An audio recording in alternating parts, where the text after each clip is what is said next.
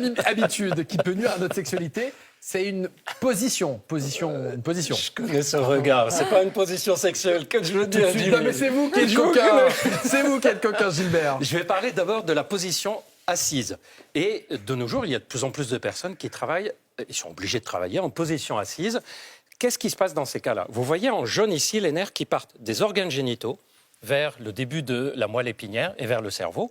Et c'est le cas aussi chez les femmes. Quand on est en position assise, il y a une compression qui peut se faire sur ces nerfs et aussi dans le bas du dos.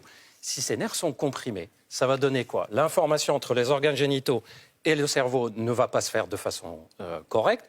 On aura donc des troubles de l'érection, troubles de l'excitation, et on peut même avoir une diminution de la sensibilité avec des sensations désagréables, des fourmillements, etc. En tout cas, ça peut changer même la sensibilité pendant les rapports sexuels. Et c'est pour ça qu'en tant que médecin, on conseille très souvent de ne pas rester assis de façon prolongée, de rester 1 heure, de se lever, de bouger un peu. Et si vous êtes obligé de rester assis de façon prolongée, faites l'exercice que je vais vous donner maintenant. Essayez de le faire avec moi si vous voulez bien. Oh là là. Vous êtes assis, oui.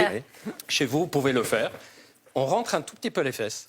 On rentre un peu le ventre. Les fesses. Ouais. On serre. Voilà, on serre un peu les fesses, on rentre le ventre, on sort un peu la poitrine et on remonte la tête comme si on voulait s'agrandir de 1 ou 2 cm. Et on tient comme ça pendant 30 secondes, 1 minute. En fait, ça va tirer, étirer et ça va libérer ses nerfs.